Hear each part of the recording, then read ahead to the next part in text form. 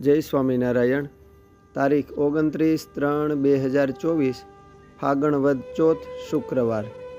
સદગુરુ શ્રી દયાનંદ સ્વામીનો જન્મ નળકાંઠા વિસ્તારમાં રેથળ ગામે સંવત 1845માં લુહાણા પરિવારમાં થયો હતો. તેઓનું નાનપણનું નામ લાલજી હતું. એમના પિતાનું નામ સુંદરજીભાઈ, માતાનું નામ અમૃતબાઈ હતું. લાલજી નાનપણથી જ શિવજીના પરમ ઉપાસક હતા.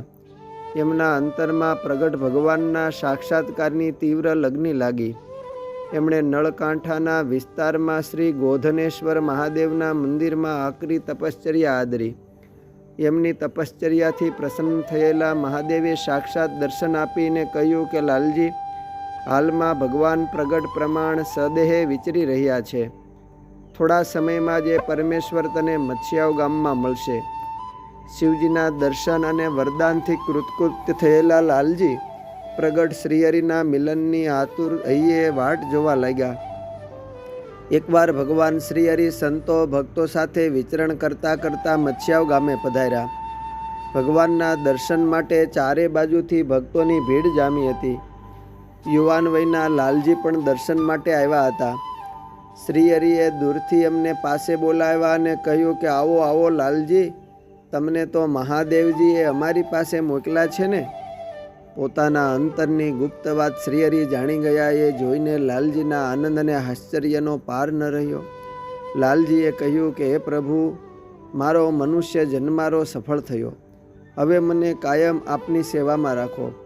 શ્રીહરિએ એમને સ્વીકાર્યા અને મહાભાગવતી દીક્ષા આપીને ઉત્તમાનંદ સ્વામી નામ રાખ્યું.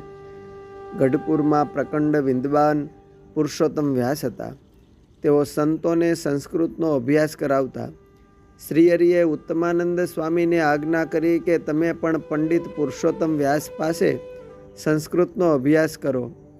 શ્રીહરિની આજ્ઞાથી ઉત્તમાનંદ સ્વામી સંસ્કૃત ભણ્યા અને શ્રેષ્ઠ વિદ્વાન થયા. એ શાસ્ત્રાર્થના જમાનામાં ઉત્તમાનંદ સ્વામીએ અનેક વિદ્વાનો સાથેના શાસ્ત્રાર્થમાં ભવ્ય વિજય મેળવ્યા હતા અને ભગવાન સ્વામિનારાયણની કૃપાના પાત્ર બનાયા હતા. કાવ્ય રચના એમના સ્વભાવમાં સહજ હતી. રચનાને અંતે નામાચરણમાં ઉત્તમાનંદ નામ અનુકૂળ નહોતું આવતું. એથી શ્રીહરિએ એમનું નામ દયાનંદ રાખ્યું. આ દિવ્ય સંપ્રદાયમાં મુક્તાનંદ સ્વામીની આરતી, ભૂમાનંદ સ્વામીનો થાળ, પ્રેમાનંદ સ્વામીના પ્રાર્થનાના પદો તેમજ સ્વાભાવિક ચેષ્ટાના પદો રોજ હજારો ઘરો અને મંદિરોમાં ગવાય છે. એ જ રીતે દયાનંદ સ્વામીએ રચેલ થાળનું પદ દરરોજ સાંજના સમયે ઠાકોરજીને થાળ ધરતી વખતે ઘરે ઘરે અને મંદિરે મંદિરે ગવાય છે. રૂડી રાંધી મેં રસિયાજી ખાતે ખીચડી રે, રૂડી રાંધી મેં ચોખા દાળ જતન કરી જોઈ, નિરમળ નીરે ધીરે ધોઈ, મધુરે મધુરે તાપે માખણ શીચડી રે, રૂડી રાંધી મેં રસિયાજી ખાતે ખીચડી રે. દયાનંદ સ્વામીએ સેંકડો કીર્તનોની રચનાઓ કરી છે. સંસ્કૃત ભાષામાં એમણે પ્રશ્નોત્તર દીપક ગ્રંથ રચ્યો છે, જેમાં ગુરુ શિષ્યના સંવાદમાં અનેક વિષયો પર અનુપમ પ્રકાશ પાડ્યો છે. કવિત્વ અને વિદ્વત્તાની સાથોસાથ સ્વામીના જીવનમાં સૌજન્યતા, વિનય અને ક્ષમાશીલતા અજોડ હતા. શ્રીહરિની આજ્ઞાથી તેઓ સતત વિચરણ કરતા રહેતા અને સત્સંગ પ્રવર્તનનું અજોડ કાર્ય કરતા હતા.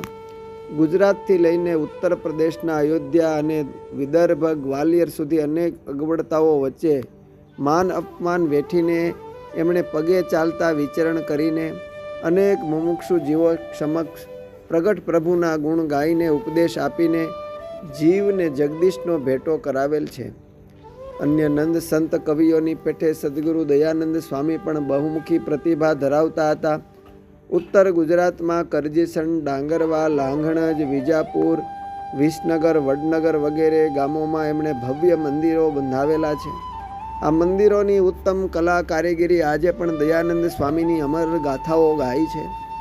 સંવંત 1922માં વિસનગરમાં એમણે સ્વતંત્ર થકા દેહ ત્યાગ કર્યો. એમણે શ્રી હરિચરિત્ર ચિંતામણી પદ્ય ગ્રંથની રચના કરેલી છે.